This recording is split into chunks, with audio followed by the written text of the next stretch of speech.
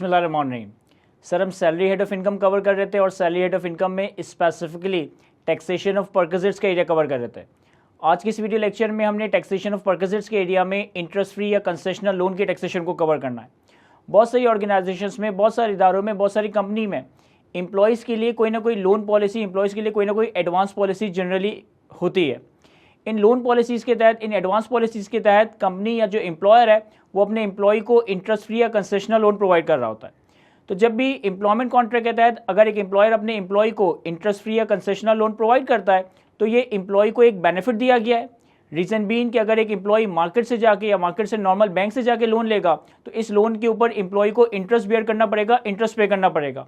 लेकिन अगर एक एम्प्लॉय को अपने एम्प्लॉयर की तरफ से कोई इंटरेस्ट फ्री या कंसेशनल लोन दिया जा रहा है तो उस पर इंटरेस्ट या तो पे ही नहीं हो रहा होगा या फिर इंटरेस्ट मार्केट इंटरेस्ट के मुकाबले कम पे किया जाएगा। तो एम्प्लॉयर की तरफ से इंटरेस्ट फ्री या कंसेशनल लोन का प्रोवाइड होना एम्प्लॉय के लिए बेनिफिट है और एम्प्लॉय का ये बेनिफिट सैलरी हेड में चार्जेबल टू टैक्स हो रहा होगा। अब हम बात करते हैं कि एम्प्लॉयर की तरफ से अगर इंटरेस्ट फ्री या कंसेशनल लोन दिया जा रहा है तो उसकी टैक्सेशन किस तरह से होगी। लेकिन सबसे पहले हमें यह समझना है कि टैक्स लॉ की नज़र में, इनकम टैक्स ऑर्डिनेंस की नज़र में इंटरेस्ट फ्री या कंसेशनल लोन का क्या मतलब है। देखिए, इंटरेस्ट फ्री लोन का तो मतलब है कर्जे हसना, यानी कि एक ऐसा लोन जिसके ऊपर कोई इंटरेस्ट चार्ज ना किया जाए। कर्जे हसना या एक ऐसा लोन जिसके ऊपर एम्प्लॉयर की तरफ से कोई इंटरेस्ट चार्ज ना किया जाए, तो इस तरह के लोन को हम इंटरेस्ट फ्री लोन कह रहे होंगे। कंसेशनल लोन का मतलब टैक्स लॉ में यह है कि एक ऐसा लोन जिसपे बेंचमार्क रेट से कम इंटरेस्ट चार्ज किया जाए। एक ऐसा लोन जिसपे बेंचमार्क रेट से कम इंटरेस्ट रेट चार्ज किया जाए, ये लोन टैक्स लॉ की नज़र में कंसेशनल लोन कंसिडर किया जाएगा। अब इनकम टैक्स ऑर्डिनेंस के अंदर बेंचमार्क रेट है 10%। इनकम टैक्स ऑर्डिनेंस के अंदर बेंचमार्क रेट है 10%। जब भी एम्प्लॉयर की तरफ से एम्प्लॉय को कोई लोन दिया जाएगा और उस पर इंटरेस्ट बेंचमार्क रेट 10% से कम चार्ज किया जाएगा तो ये एक कंसेशनल लोन कहलाया जाएगा, जिसके इसमें हमें सैलरी में कुछ ना कुछ टैक्सेशन वर्कआउट करनी पड़ेगी। देखिए, ऐसा बिल्कुल हो सकता है कि एक लोन मार्केट के पर्सपेक्टिव से कंसेशनल लोन हो लेकिन टैक्स के पर्सपेक्टिव से कंसेशनल लोन ना हो, और ऐसा भी बिल्कुल पॉसिबल है कि एक लोन मार्केट के पर्सपेक्टिव से कंसेशनल लोन ना हो लेकिन टैक्स के पर्सपेक्टिव से कंसेशनल लोन हो। मैं एग्जांपल से एक्सप्लेन करने की कोशिश करता हूं। टैक्स लॉ में कंसेशनल लोन का मतलब है एक ऐसा लोन जिसके ऊपर इंटरेस्ट बेंचमार्क रेट यानी कि 10% से कम चार्ज किया जाए। मार्केट पर्सपेक्टिव से अगर हम कंसेशनल लोन की बात करें, प्रैक्टिकल पर्सपेक्टिव से हम कंसेशनल लोन की बात करें तो ये एक ऐसा लोन होगा जिसपे मार्केट इंटरेस्ट से कम इंटरेस्ट रेट चार्ज किया जाए। अब फॉर एग्जांपल, एक एम्प्लॉय अपने एम्प्लॉयर से लोन लेता है, और एम्प्लॉयर इस पे इंटरेस्ट चार्ज करता है 8% का। एक एम्प्लॉय अपने एम्प्लॉयर से लोन लेता है और एम्प्लॉयर इस पे इंटरेस्ट चार्ज करता है 8% का। मार्केट में इंटरेस्ट रेट चल रहा है 8%। तो अगर हम प्रैक्टिकली या मार्केट के पर्सपेक्टिव से देखें तो ये कोई कंसेशनल लोन नहीं है, क्योंकि मार्केट में भी इंटरेस्ट रेट 8% है और एम्प्लॉयर भी अपने एम्प्लॉय को 8% का इंटरेस्ट चार्ज कर रहा है। लेकिन चूंकि टैक्स में बेंचमार्क रेट 10% फिक्स किया गया है और एम्प्लॉयर ने अपने एम्प्लॉय को 8% पे लोन दिया, तो ये लोन प्रैक्टिकली तो कंसेशनल लोन नहीं है लेकिन टैक्स लॉ की नज़र में कंसेशनल लोन कंसिडर किया जाएगा, क्योंकि टैक्स लॉ में बेंचमार्क रेट 10% फिक्स किया गया है। इसी तरीके से फॉर एग्जाम्पल, एक एम्प्लॉयर अपने एम्प्लॉय को लोन देता है 13% के मार्कअप पे। और मार्केट में इंटरेस्ट रेट चल रहा है 18%।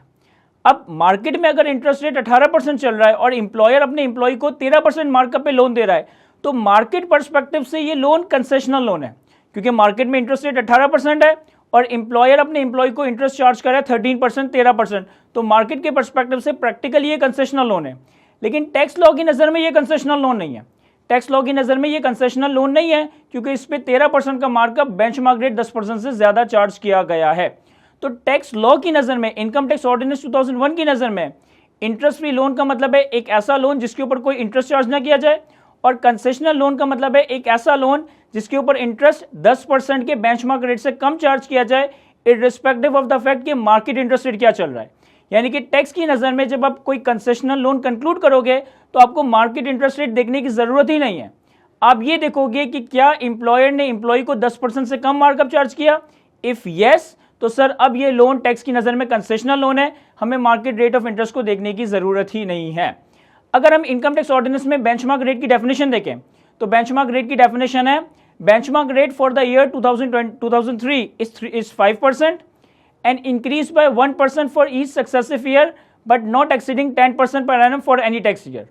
बेंचमार्क रेट की डेफिनेशन है कि टैक्स ईयर 2003 के लिए बेंचमार्क रेट है 5% और हर अगले आने वाले साल के लिए ये बेंचमार्क रेट 8% से बढ़ जाएगा। टैक्स ईयर 2003 के लिए बेंचमार्क रेट है 5% और हर आने वाले साल के लिए बेंचमार्क रेट 1% से बढ़ता जाएगा। यानी कि टैक्स ईयर 2003 में अगर बेंचमार्क रेट 5% है तो टैक्स ईयर 2004 में बेंचमार्क रेट 6% होगा, टैक्स ईयर 2005 में बेंचमार्क रेट 7% होगा, यानी कि हर साल ये 1% से बढ़ जाएगा। But not exceeding 10% per annum, लेकिन ये 10% पर एनम से ज्यादा नहीं हो सकता।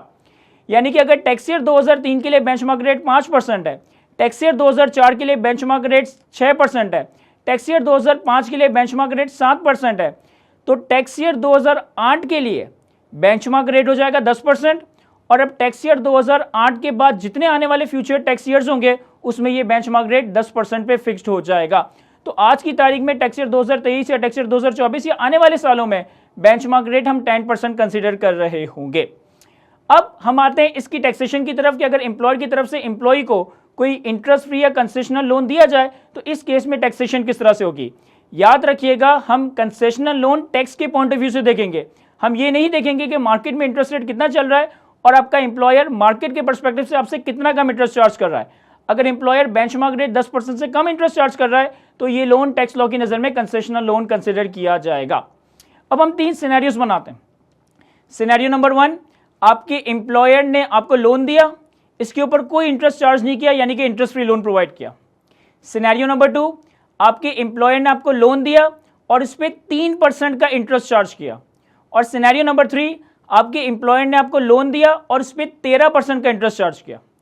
सबसे पहले, अगर एम्प्लॉयर एम्प्लॉय को इंटरेस्ट फ्री लोन दे रहा है, यानी कि एम्प्लॉयर एम्प्लॉय को लोन दे रहा है और उस पर कोई इंटरेस्ट चार्ज नहीं कर रहा, तो जो भी लोन का अमाउंट है मल्टीप्लाई बाय 10%, जो भी लोन का अमाउंट है मल्टीप्लाई बाय 10%, ये इंटरेस्ट फ्री लोन का बेनिफिट है जो कि एम्प्लॉय की सैलरी इनकम में चार्जेबल टू टैक्स हो रहा होगा। अगर एम्प्लॉयर की तरफ से एम्प्लॉय को इंटरेस्ट फ्री लोन दिया जा रहा है, यानी कि कोई मार्कअप कोई इंटरेस्ट चार्ज नहीं किया जा रहा, तो जो भी लोन का अमाउंट है, लोन की अमाउंट का 10% एम्प्लॉय की सैलरी इनकम में चार्जेबल टू टैक्स होगा। हर साल चार्जेबल टू टैक्स होगा जब तक कि वो लोन फुली रिपे ना हो जाए।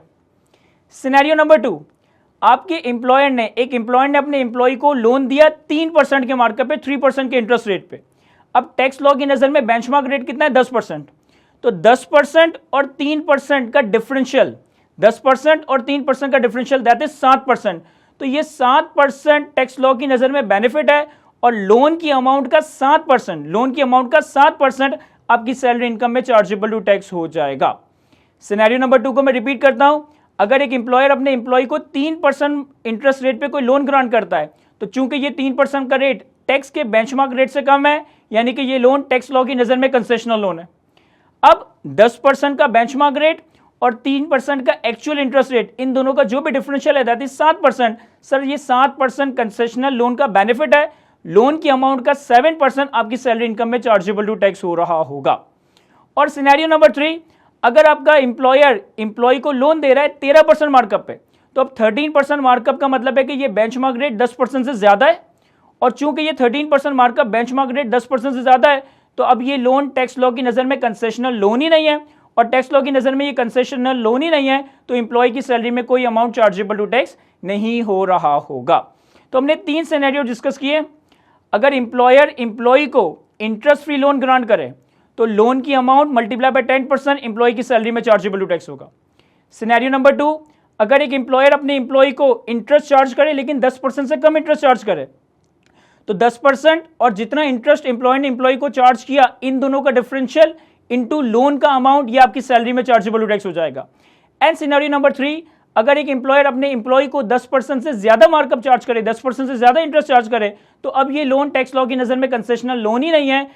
इस केस में सैलरी हेड में कोई अमाउंट चार्जेबल टू टैक्स नहीं हो रहा होगा। तो ये तो थी हमारे पास इंटरेस्ट फ्री या कंसेशनल लोन की टैक्सेशन। लेकिन लॉ मेकर ने इंटरेस्ट फ्री या कंसेशनल लोन की टैक्सेशन की 2 एक्सेप्शन भी बताई है, यानी कि 2 केसेस में, 2 सिनेरियोज में इंटरेस्ट फ्री या कंसेशनल लोन की टैक्सेशन हम नहीं कर रहे होंगे। Exception number 1, when loan does not exceed 1 million rupees, when loan does not exceed 1 million rupees, अगर तो लोन का अमाउंट 1 मिलियन से कम है, अगर तो लोन का अमाउंट 10 लाख रुपए से कम है, तो फिर एम्प्लॉय के हाथों में कोई इंटरेस्ट फ्री कंसेशनल लोन की टैक्सेशन अराइज नहीं हो रही होगी। अगर एक एम्प्लॉयर अपने एम्प्लॉय को लोन ग्रांट कर रहा है और लोन का अमाउंट 10 लाख रुपए 1 मिलियन से कम है, फिर चाहे वो इंटरेस्ट फ्री हो, चाहे वो कंसेशनल लोन हो, अगर लोन का अमाउंट 1 मिलियन 10 लाख रुपए से कम है तो इस केस में सैलरी हेड में कोई अमाउंट चार्जेबल टू टैक्स नहीं हो रहा होगा। अब फॉर एग्जांपल कि किसी के जहन में आ रहा हो कि सर ऐसे तो मैं एम्प्लॉयर से 10 लाख की कम अमाउंट के एक से ज्यादा लोन ले लूं, फॉर एग्जांपल मैं 8 लाख रुपए के 3 लोन ले लूं, 8 लाख रुपए 1, 8 लाख रुपए 2, 8 लाख रुपए 3, तो क्या इस केस में भी कोई इंटरेस्ट फ्री कंसेशनल लोन की टैक्सेशन नहीं होगी? The answer is no. अगर आप टैक्स लॉस के प्रोविजंस को मैनिपुलेट करने के लिए, टैक्स प्लान करने के लिए 8 लाख रुपए के 3 लोन ले लेते हो, 8 लाख 8 लाख 8 लाख 24 लाख रुपए, तो फिर क्यूमुलेटिव बेसिस पे देखा जाएगा, और क्यूमुलेटिव बेसिस पे अगर आपका लोन का अमाउंट 1 मिलियन से ज्यादा है तो आपकी सैलरी इनकम में इंटरेस्ट फ्री या कंसेशनल लोन की टैक्सेशन अराइज हो रही होगी। अच्छा, ऐसा भी हो सकता है कि फॉर एग्जांपल आपने अपने एम्प्लॉयर से 2 मिलियन का इंटरेस्ट फ्री या कंसेशनल लोन लिया, आपने अपने एम्प्लॉयर से 2 मिलियन का 20 लाख रुपए का इंटरेस्ट फ्री या कंसेशनल लोन लिया। अब चूंकि लोन का अमाउंट 2 मिलियन यानी कि 1 मिलियन से ज्यादा है तो यहां पे एक्सेप्शन अप्लाई नहीं होगी, आपकी सैलरी में लोन की अमाउंट का जो भी इंटरेस्ट फ्री या कंसेशन का बेनिफिट है वो चार्जेबल टू टैक्स होगा। अब आपने एम्प्लॉयर से 2 मिलियन का इंटरेस्ट फ्री या कंसेशनल लोन लिया और हर महीने 1-1 लाख रुपए रिपे करते जा रहे हो, यानी कि पहले महीने के बाद आपने 1 लाख रुपए लोन रिपे किया, आपका लोन 19 लाख रह गया, दूसरे महीने के बाद आपने 1 लाख फर्दर रिपे किया, अब आपका लोन 18 लाख रह गया, और आप हर महीने 1-1 लाख रुपए रिपे करते जा रहे हो।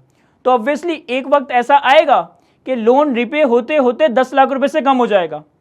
अगर लोन का ओरिजिनल अमाउंट 10 लाख रुपए से 1 मिलियन से ज्यादा था और रिपेमेंट की वजह से आपके लोन का अमाउंट कम होते होते 1 मिलियन से कम हो जाएगा, तो इस सिनेरियो में टैक्सेशन होती रहेगी जब तक कि वो लोन फुली रिपे ना हो जाए।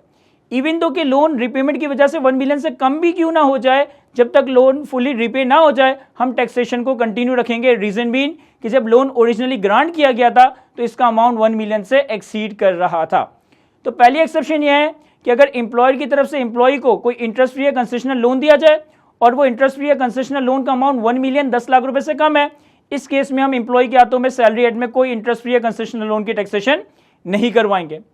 सेकेंड एक्सेप्शन है कि अगर एक एम्प्लॉयर की तरफ से एम्प्लॉय को कोई इंटरेस्ट फ्री या कंसेशनल लोन दिया जाए, लेकिन वो इंटरेस्ट फ्री या कंसेशनल लोन इसलिए दिया जा रहा है क्योंकि पास्ट में एम्प्लॉय का भी कोई बैलेंस, एम्प्लॉय का भी कोई अमाउंट एम्प्लॉयर के पास था और एम्प्लॉय ने उस पर इंटरेस्ट वेव किया हुआ था, इंटरेस्ट माफ किया हुआ था। फॉर एग्जाम्पल कि एक कंपनी का एम्प्लॉय है, उस कंपनी के एम्प्लॉय के प्रोविडेंट फंड के पैसे कंपनी के पास रखे हुए हैं। एक एम्प्लॉयर एम्प्लॉय है, एम्प्लॉय के प्रोविडेंट फंड के पैसे एम्प्लॉयर के पास रखें, तो प्रोविडेंट फंड लॉस के तहत एम्प्लॉय का जो भी प्रोविडेंट फंड का पैसा एम्प्लॉयर के पास होता है उसके ऊपर एक इंटरेस्ट एक्रू हो रहा होता है, उसके ऊपर एक इंटरेस्ट क्यूमुलेट हो रहा होता है।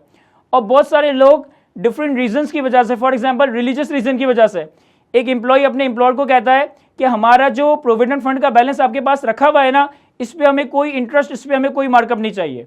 यानी कि एम्प्लॉय XYZ रीजन या रिलीजियस रीजन की वजह से वो अमाउंट जो उसका एम्प्लॉयर के पास रखा हुआ है उस पर इंटरेस्ट वेव कर दे। इसकी एग्जांपल क्या हो सकती है कि अगर एक एम्प्लॉय का प्रोविडेंट फंड का बैलेंस एम्प्लॉयर के पास रखा हुआ है और एम्प्लॉय ने इसके ऊपर इंटरेस्ट वेव कर दिया है, या फॉर एग्जांपल जितनी भी ये शिपिंग कंपनीज होती है ना, जितनी भी ये इंपोर्ट एक्सपोर्ट की जो शिपिंग कंपनीज होती है जो कि गुड्स एक कंट्री से दूसरी कंट्री में लेकर ट्रैवल करती है, उनकी पर्टिकुलर इंडस्ट्री में ये प्रैक्टिस है कि जब भी आप शिपिंग कंपनी की एम्प्लॉयमेंट में एंटर होते हो ना, तो आपको जहाज पे एक मुल्क से दूसरे मुल्क भेजा जा रहा होता है। तो इनकी प्रोफेशन में या इनकी इंडस्ट्री में एक प्रैक्टिस है कि क्रू मेंबर्स को, यानी कि जो शिप का वर्किंग क्रू मेंबर्स होता है, उनको जॉब के लिए अपने एम्प्लॉयर के पास एक सिक्योरिटी डिपॉजिट रखवाना पड़ता है। भाई फॉर एग्जांपल एक शिपिंग कंपनी है जो एक जहाज कराची से जापान लेके जा रही है, तो जितने भी वहाँ पे क्रू मेंबर्स उस शिप पे काम कर रहे होंगे ना, जो शिप के साथ कराची से जापान जा रहे होंगे, उन क्रू मेंबर्स ने अपने एम्प्लॉयर के पास एक सिक्योरिटी डिपॉजिट रखा होगा। वो सिक्योरिटी डिपॉजिट इसलिए रखा जाता है कि एम्प्लॉय की परफॉर्मेंस या एम्प्लॉय की एथिकल प्रैक्टिसेस को कंट्रोल किया जाए, कि खुदा ना खास्ता एम्प्लॉय जापान जाके कोई उल्टी सीधी हरकतों में इन्वॉल्व ना हो जाए या कोई भी और बैड बिहेवियर ना प्रेजेंट कर दे। तो इस तरह के एम्प्लॉय से जनरली एक सिक्योरिटी डिपॉजिट लिया जाता है और इस सिक्योरिटी डिपॉजिट पे एम्प्लॉय को एक इंटरेस्ट, एक मार्कअप चार्ज किया जाता है। अब फॉर एग्जाम्पल एक क्रू मेंबर है, एक एम्प्लॉय है, एक शिपिंग कंपनी का एम्प्लॉय है जो कि क्रू मेंबर है, उसका एक सिक्योरिटी डिपॉजिट का अमाउंट अपने एम्प्लॉयर के पास शिपिंग कंपनी के पास आ रहा है और शिपिंग कंपनी उस सिक्योरिटी डिपॉजिट के अमाउंट पे उसको मार्कअप या इंटरेस्ट पे कर रही है। अब एम्प्लॉय रिलीजियस रीजन की वजह से या किसी भी रीजन की वजह से अपने एम्प्लॉयर को कहता है कि मुझे अपने सिक्योरिटी डिपॉजिट पे इंटरेस्ट नहीं चाहिए, मुझे अपने सिक्योरिटी डिपॉजिट के अमाउंट पे कोई मार्कअप नहीं चाहिए ड्यू टू एनी रीजन, यानी कि एम्प्लॉय के कुछ पैसे एम्प्लॉयर के पास रखे हुए थे प्रोविडेंट फंड की फॉर्म में या सिक्योरिटी डिपॉजिट की फॉर्म में, और एम्प्लॉय ने उन पैसों के ऊपर इंटरेस्ट वेव कर दिया, इंटरेस्ट जाने दिया, तो कल को एम्प्लॉयर भी अगर इस एम्प्लॉय को इंटरेस्ट फ्री या कंसेशनल लोन ग्रांट करेगा तो एम्प्लॉय के हाथों में कोई इंटरेस्ट फ्री या कंसेशनल लोन की टैक्सेशन अराइज नहीं हो रही होगी। मैं रिपीट करता हूं, अगर तो लोन का अमाउंट 1 मिलियन से कम है, 10 लाख रुपए से कम है, एम्प्लॉय के हाथों में कोई इंटरेस्ट फ्री या कंसेशनल लोन की टैक्सेशन नहीं होगी। और अगर एक एम्प्लॉय का एम्प्लॉयर के पास कोई बैलेंस, कोई अमाउंट, कोई कैश रखा हुआ है, वो प्रोविडेंट फंड का बैलेंस हो सकता है, वो सिक्योरिटी डिपॉजिट का अमाउंट हो सकता है, और एम्प्लॉय ने वॉलेंटरली इस अमाउंट के ऊपर, इस बैलेंस के ऊपर इंटरेस्ट वेव किया हुआ है, कल को फ्यूचर में अगर ये एम्प्लॉयर भी अपने एम्प्लॉय को कोई इंटरेस्ट फ्री या कंसेशनल लोन ग्रांट करेगा तो फिर एम्प्लॉय के हाथों में कोई टैक्सेशन अराइज नहीं हो रही होगी। तो कहता है कि अगर एक इंटरेस्ट फ्री या कंसेशनल लोन का बेनिफिट एम्प्लॉय को इस वजह से अराइज हो रहा है क्योंकि एम्प्लॉय ने भी अपना इंटरेस्ट वेव किया हुआ है अपने एम्प्लॉयर की तरफ, तो कल को एम्प्लॉयर की तरफ से कोई इंटरेस्ट फ्री या कंसेशनल लोन ग्रांट किया जाएगा, एम्प्लॉय के हाथों में कोई टैक्सेशन अराइज नहीं हो रही होगी। हो सकता है कि आपके जहन में सवाल आ रहा हो कि सर एक एम्प्लॉय के एम्प्लॉयर के पास प्रोविडेंट फंड के 8 लाख रुपए रखे हुए हैं, एक एम्प्लॉय के एम्प्लॉयर के पास प्रोविडेंट फंड के 8 लाख रुपए रखे हुए हैं और एम्प्लॉय ने उस प्रोविडेंट फंड के बैलेंस पे इंटरेस्ट वेव किया हुआ है। कल को वो एम्प्लॉयर से 50 लाख रुपए का इंटरेस्ट फ्री या कंसेशनल लोन लेता है, कल को वो एम्प्लॉयर से 50 लाख रुपए का इंटरेस्ट फ्री या कंसेशनल लोन लेता है। एम्प्लॉय का एम्प्लॉयर के पास प्रोविडेंट फंड का बैलेंस कितना है? 8 लाख। और कल को एम्प्लॉय ने एम्प्लॉयर से कितना लोन लिया? 50 लाख रुपए का, तो भी हम कोई टैक्सेशन नहीं करवाएंगे। The answer is yes. आप ये नहीं देखोगे कि एम्प्लॉय के बैलेंस अमाउंट कितना है या एम्प्लॉय की बैलेंस का अमाउंट कितना है और एम्प्लॉयर की तरफ से लोन कितना ग्रांट किया जा रहा है। अगर एम्प्लॉय का कोई भी एम्प्लॉय की तरफ कोई बैलेंस आ रहा है, प्रोविडेंट फंड का बैलेंस आ रहा है, सिक्योरिटी डिपॉजिट का अमाउंट आ रहा है और एम्प्लॉय ने उसे उस बैलेंस के ऊपर इंटरेस्ट वेव किया हुआ है, तो कल को वो एम्प्लॉय अपने एम्प्लॉयर से जितने भी अमाउंट का इंटरेस्ट फ्री या कंसेशनल लोन ले, इस केस में कोई टैक्सेशन अराइज नहीं हो रही होगी। अब इंटरेस्ट फ्री या कंसेशनल लोन के केस में एक स्पेसिफिक कॉन्सेप्ट, एक स्पेसिफिक पॉइंट है जो कि मैं एक एग्जांपल से एक्सप्लेन करने की कोशिश करता हूं। फॉर एग्जांपल कि मैं एक एम्प्लॉयर के पास एम्प्लॉय हूं, मैंने क्या करा, अपने एम्प्लॉयर से 20 लाख रुपए का यानी कि 2 मिलियन रुपए का एक इंटरेस्ट फ्री लोन लिया। अब जब मैंने अपने एम्प्लॉयर से 20 लाख रुपए का 2 मिलियन रुपए का एक इंटरेस्ट फ्री लोन लिया तो 20 लाख रुपए का 10% यानी कि 2 लाख रुपए हर साल मेरी सैलरी में चार्जेबल टू टैक्स होगा। हर साल मेरी सैलरी में इंटरेस्ट फ्री या कंसेशनल लोन का बेनिफिट बनकर चार्जेबल टू टैक्स होगा जब तक कि वो लोन मैं फुली रिपे ना कर दूं। हर साल 2 मिलियन के अमाउंट का 10% यानी कि 2 लाख रुपए मेरी सैलरी में चार्जेबल टू टैक्स हो जाएगा। अब मैंने क्या करा कि इस खरीदा, इस 2 मिलियन के इंटरेस्ट फ्री लोन से एक मोटर व्हीकल खरीदा और इस मोटर व्हीकल को पार्ट टाइम में मैंने अबर करीम में इस्तेमाल करना शुरू कर दिया। यानी मैं सुबह 10 बजे से लेकर शाम 6 बजे तक एक एम्प्लॉयर के पास जॉब कर रहा हूं, वहां से मैंने 20 लाख रुपए का एक इंटरेस्ट फ्री लोन लिया। इंटरेस्ट फ्री लोन होने की वजह से 20 लाख रुपए का 10% 2 लाख रुपए मेरी सैलरी में चार्जेबल टू टैक्स हुआ। अब 7 बजे के बाद रात 10 बजे तक मैंने सोचा कि मेरे पास कोई पार्ट टाइम में काम नहीं है, तो मैंने उस 20 लाख रुपए के लोन से एक मोटर व्हीकल खरीदी, एक कार परचेस की और 7 बजे से लेकर 10 बजे तक मैं पार्ट टाइम में उस मोटर व्हीकल को अबर करीब में इस्तेमाल कर रहा हूं। अब यहां पे लॉ मेकर ये कहता है कि अगर आपने एम्प्लॉयर से कोई इंटरेस्ट फ्री या कंसेशनल लोन लिया और उस इंटरेस्ट फ्री या कंसेशनल लोन से आपने कोई इनकम जनरेटिंग एसेट बाय किया, यानी कि आपने कोई ऐसा एसेट बाय किया जो आपके लिए इनकम जनरेट कर रहा है, तो जितना इंटरेस्ट का बेनिफिट आपकी सैलरी इनकम में चार्जेबल टू टैक्स हो रहा है, रीजन बीइंग कि आपने एम्प्लॉयर से एक इंटरेस्ट फ्री या कंसेशनल लोन लिया था, उतना ही इंटरेस्ट अज्यूम पेड माना जाएगा। सर क्या मतलब अज्यूम पेड माना जाएगा? यानी कि जब मैं अपनी अबर करीम की इनकम फ्रॉम बिजनेस या इनकम फ्रॉम अदर सोर्सेज के हेड में कैलकुलेट करूंगा, तो जो भी मेरी प्रोसीड्स होंगी, जो भी मेरी फेयर चार्जेस होंगे जो मैंने अबर करीम से करवाए होंगे, उस इनकम से मैं एक इंटरेस्ट के नाम पे डीम्ड अज्यूम्ड एक्सपेंस माइनस करूंगा। कौन सा इंटरेस्ट एक्सपेंस माइनस करूंगा? अज्यूम्ड या डीम्ड इंटरेस्ट एक्सपेंस माइनस करूंगा। वो इंटरेस्ट जो कि सैलरी के अमाउंट में मेरा चार्जेबल टू टैक्स हुआ था, रीजन बीइंग कि ये इंटरेस्ट फ्री या कंसेशनल होता, तो जितना इंटरेस्ट का बेनिफिट मेरी सैलरी इनकम में चार्जेबल टू टैक्स हुआ था, उतने ही इंटरेस्ट का अमाउंट मुझे इनकम फ्रॉम बिजनेस या income from other sources calculate करते वक्त एज अ एक्सपेंस माइनस करने की इजाजत दी जा रही होगी। मैं रिपीट करता हूं, अगर एक एम्प्लॉई अपने एम्प्लॉयर से कोई इंटरेस्ट फ्री या कंसेशनल लोन ले और इंटरेस्ट फ्री या कंसेशनल लोन लेने की वजह से उसकी सैलरी में इंटरेस्ट फ्री या कंसेशनल लोन का बेनिफिट चार्जेबल टैक्स होगा, जिसका हमने तरीकेकार कवर किया।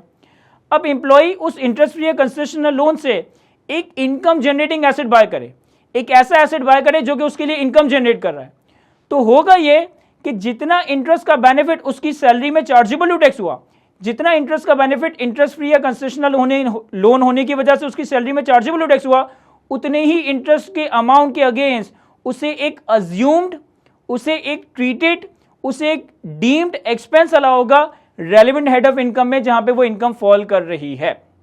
मैं एक और एग्जांपल लेता हूं। फॉर एग्जांपल, मैंने अपने एम्प्लॉयर से 1 करोड़ रुपए का इंटरेस्ट फ्री लोन लिया। मैंने अपने एम्प्लॉयर से 1 करोड़ रुपए का इंटरेस्ट फ्री लोन लिया, तो अब 1 करोड़ का 10% यानी कि 10 लाख रुपए मेरी सैलरी इनकम में चार्जेबल टैक्स होगा। मैंने क्या करा कि उस 1 करोड़ के लोन से एक फ्लैट खरीदा और उस फ्लैट को रेंट पे चढ़ा दिया। मैंने एम्प्लॉयर से 1 करोड़ रुपए का इंटरेस्ट फ्री लोन लिया और उस 1 करोड़ रुपए से एक फ्लैट खरीद के फ्लैट को रेंट आउट कर दिया। अब फ्लैट से मेरे पास रेंटल इनकम आ रही है और ये रेंटल इनकम मेरी इनकम फ्रॉम प्रॉपर्टी के हेड में टैक्स होगी। चूंकि ये 1 करोड़ रुपए का फ्लैट मैंने एम्प्लॉयर से एक इंटरेस्ट फ्री लोन लेकर हासिल किया था, तो इस इंटरेस्ट फ्री लोन पे जितना इंटरेस्ट का बेनिफिट मेरी सैलरी में चार्जेबल टैक्स हो रहा था, उतना ही इंटरेस्ट का अमाउंट मेरे लिए अब डीम्ड एक्सपेंस माना जाएगा, उतना ही इंटरेस्ट का अमाउंट मेरे लिए अब एक अज्यूम्ड एक्सपेंस माना जाएगा। यानी कि जब मैं इनकम फ्रॉम प्रॉपर्टी में उस फ्लैट की रेंटल इनकम पे टैक्स कैलकुलेट करूंगा, तो रेंटल इनकम के अगेंस्ट मुझे इंटरेस्ट एक्सपेंस की एक डिडक्शन, मुझे इंटरेस्ट एक्सपेंस की एक एक्सपेंस को माइनस करने की इजाजत दी जा रही होगी। तो इससे पर्टेनिंग प्रोविजन को रीड करते हैं। लॉ मेकर कहता है, where the employee uses the above loan wholly or partly for acquisition of any asset or property producing income chargeable to tax under any head of income.